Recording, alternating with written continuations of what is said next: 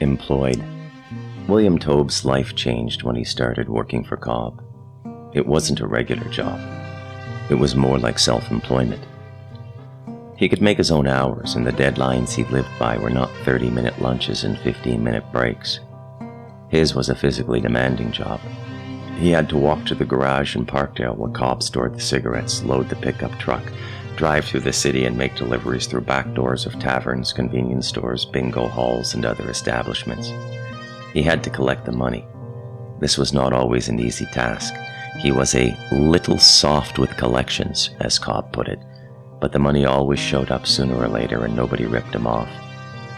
The suppliers had their own keys to the garage. Will never met them. Every few days, there was new inventory.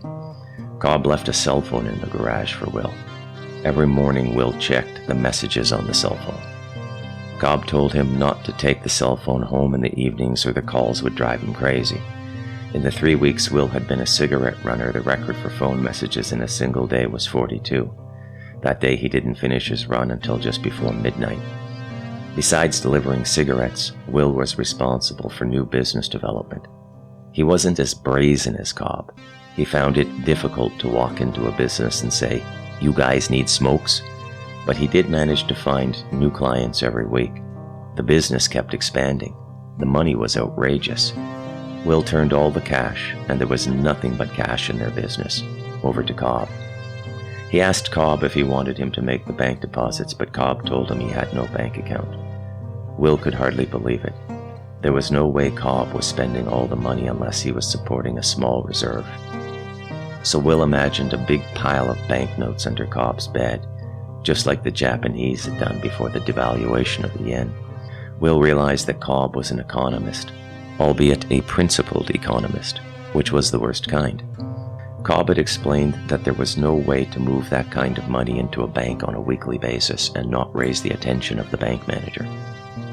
Cobb explained that bank managers were agents of the Queen, under contract with the Canada Revenue Agency, and that they had to report transactions as small as $2,000.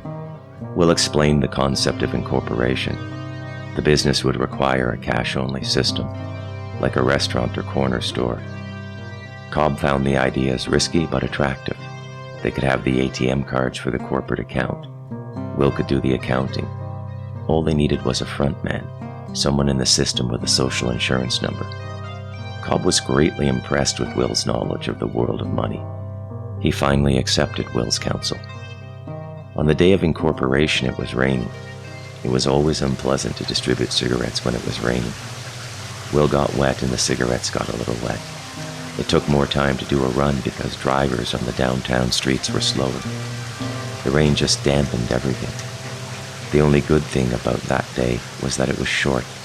There had been only 12 messages on the machine that morning.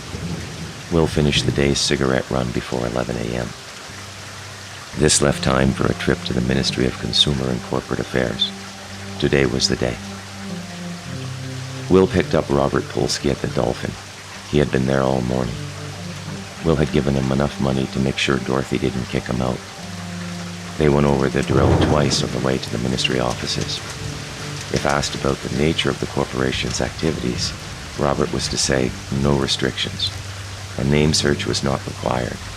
A numbered company was fine. The initial share issuance was 200. They were all common shares. Robert wore a suit that Will had bought at Goodwill, and Will had fitted him with an adult diaper. Will pulled up in front of the ministry, and Robert got out.